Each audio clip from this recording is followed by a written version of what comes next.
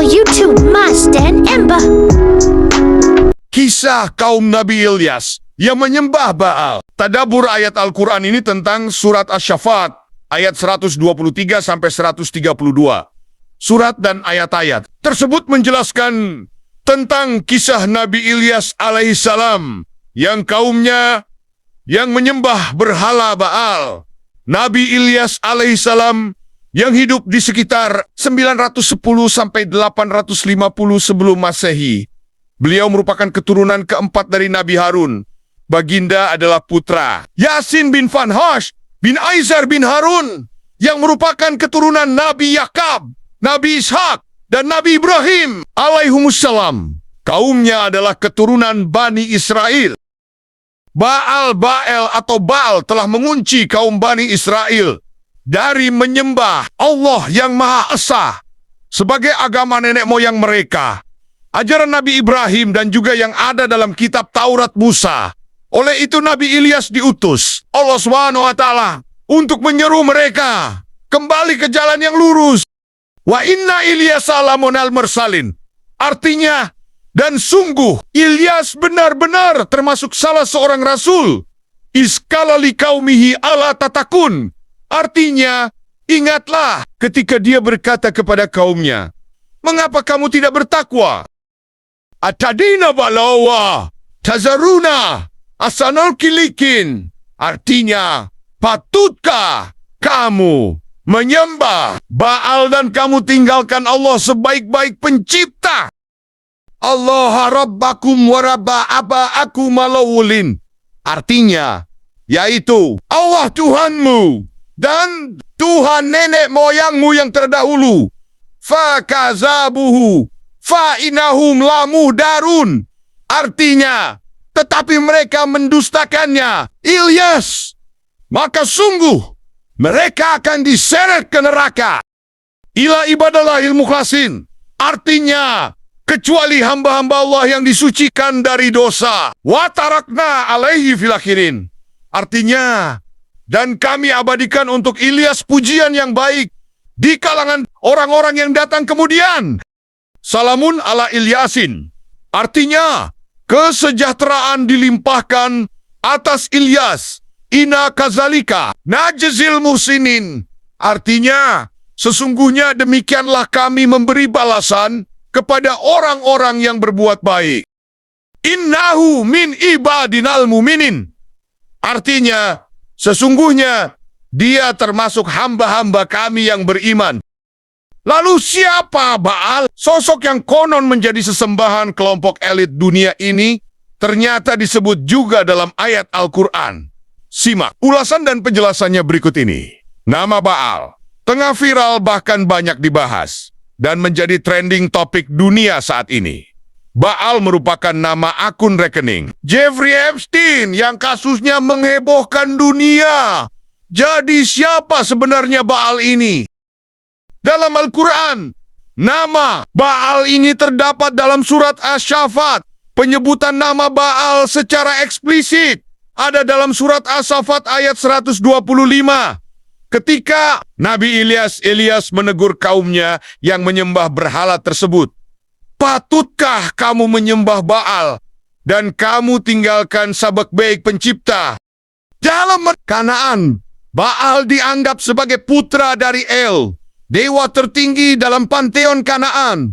Baal digambarkan sebagai dewa badai dan kesuburan yang sangat kuat. Ia dipercaya mengendalikan hujan, petir, dan kesuburan tanah. Karena itu, Baal sangat dihormati sebagai dewa yang menjamin hasil panen yang melimpah.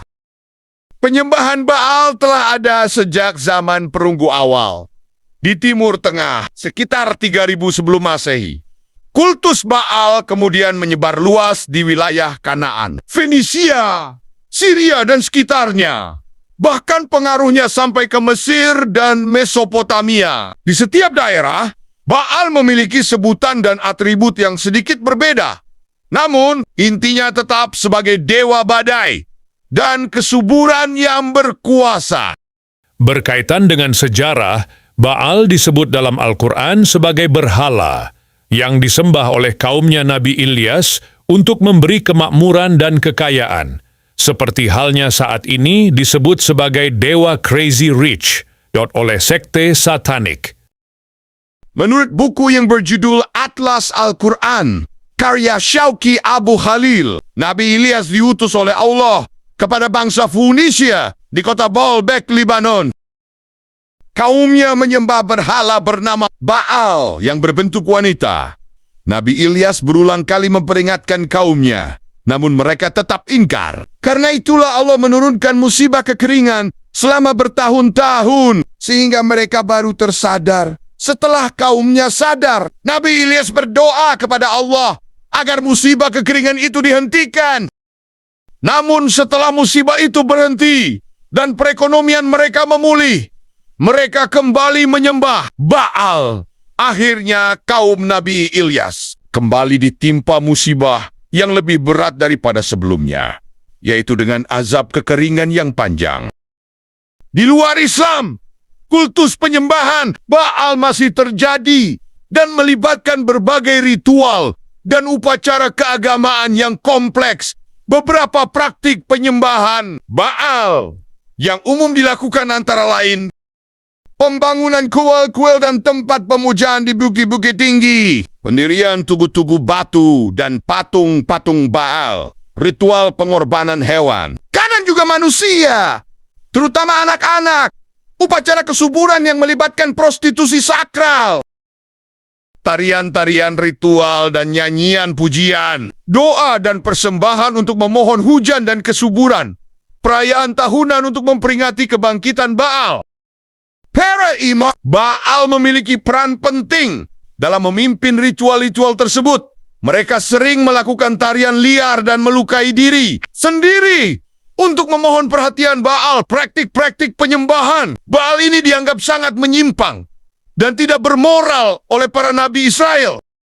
Penyembahan Baal tersebar luas di berbagai wilayah timur, tengah kuno, dengan variasi nama dan atribut di tiap daerah.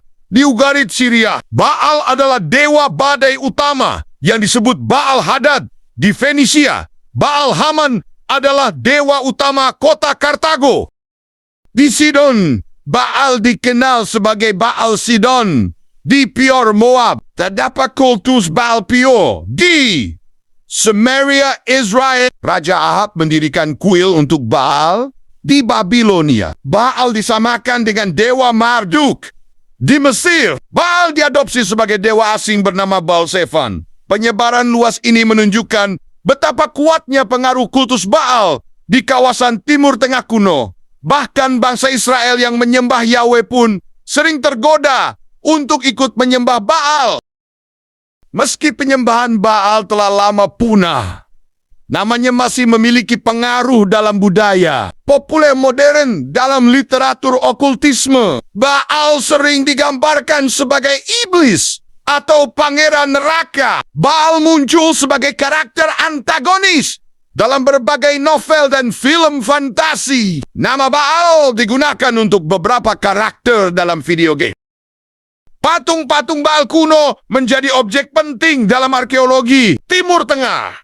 Baal kadang digunakan sebagai simbol paganisme atau anti-Kristen. Beberapa kelompok neopagan modern mengklaim merevitalisasi penyembahan Baal.